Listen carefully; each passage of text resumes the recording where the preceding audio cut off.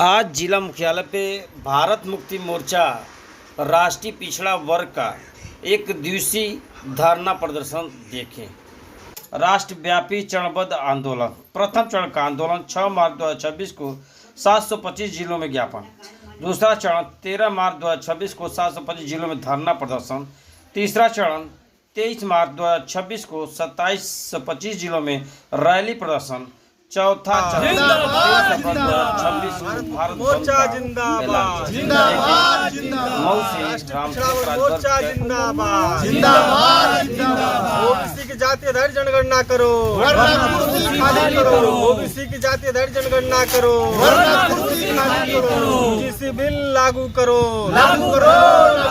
UGC bill लागू करो, मामन मेश्राम साहब जिंदाबाद जिंदाबाद मामन मेश्राम साहब जिंदाबाद जिंदाबाद चौधरी विकास पटेल जिंदाबाद जिंदाबाद जिंदाबाद। जी अपना परिचय दे दीजिए।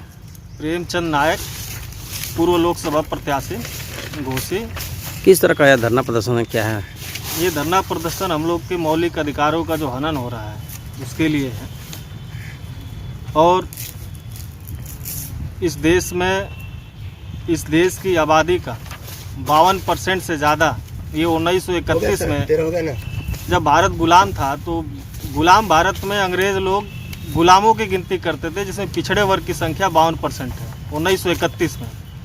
अभी आज़ादी को 78 साल हो गए और 78 साल में इस देश की सरकार, चाहे कांग्रेस की सरकार रही हो चाहे बीजेपी की सरकार रही हो, इन लोगों ने इस देश में जानवरों की गिनती किया, कुत्तों की गिनती किया, बिल्लियों की गिनती किया, यहाँ तक कि इस देश में जो थर्ड जेंडर, जिनको हम लोग देसी भाषा में हिजड़ा के, हिजड़ों की गिनती हुई, लेकिन इस देश में पिछड़ों की गिनती अभी तक नहीं हुई।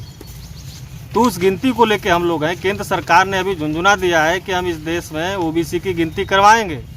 वो ओबीसी की गिनती तो करवा रहे हैं, लेकिन उस गिनती में जो उन्होंने फॉर्म बनाया, उस फॉर्म में ओबीसी की जाति का कॉलम दिया ही नहीं। यानी फिर से एक बार पिछड़ों के साथ धोखा करने का एक कार्यक्रम चला रहे हैं। ये कर रहे हैं, ऐसा हम लोग होने नहीं देंगे। इसलिए धरना प्रदर्शन पे आज हम लोग बैठे। कई दिवसीय धरना प्रदर्शन है आपका? ये एक दिवसीय और राष्ट्रव्यापी है। 625 जिलों में आज के दिन ये भारत मुक्ति मोर्चा और राष्ट्रीय पिछड़ा मोर्चा के द्वारा ये 625 जिलों में आज ही चल रहा है धरना प्रदर्शन।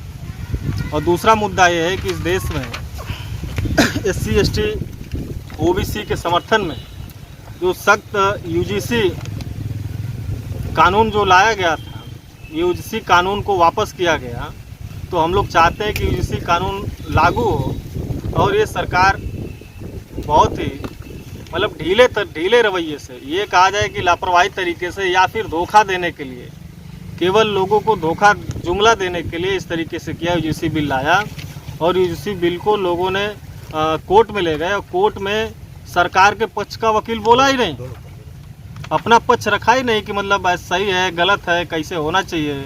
इतना कमज़ोर कानून लाया कि वो लोग सुप्रीम कोर्ट में बोले ही नहीं, उसके वकील अपने पक्ष को खड़ा ही नहीं किया इसने।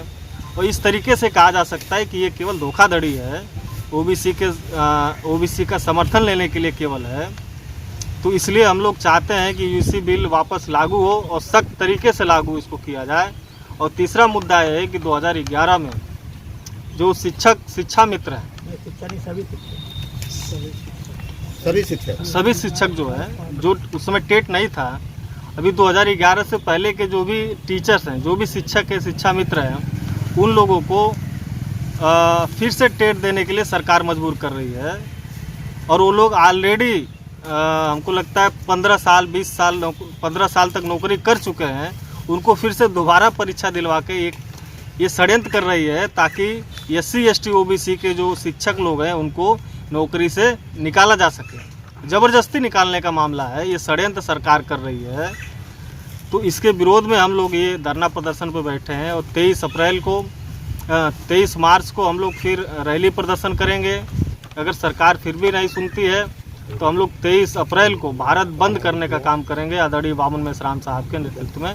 क्या लगता है यूजीसी बिल लागू करने के बाद, यूजीसी लागू करने के बाद भी सरकार बैकफुट हो गई, क्या लगता है क्यों? ये सरकार षड्यंत्र कर रही है, ये धोखेबाजी कर रही है, ये ओबीसी के साथ ज़्यादातर धोखेबाजी कर रही है। धोखेबाजी इस तरीके से कर रही है कि जब देश में हम लोग आंदोलन कर रहे हैं कि पिछड़ों की गिनती करो, तो उन लोगों ने 2014 में ओबीसी का प्रधानमंत्री दे दिया नरेंद्र मोदी। ये लो, तुम गिनती करने की बात कर रहे हो, हम तुम्हारा प्रधानमंत्री दे देते हैं। देशव्यापी आप लोगों ने किया 22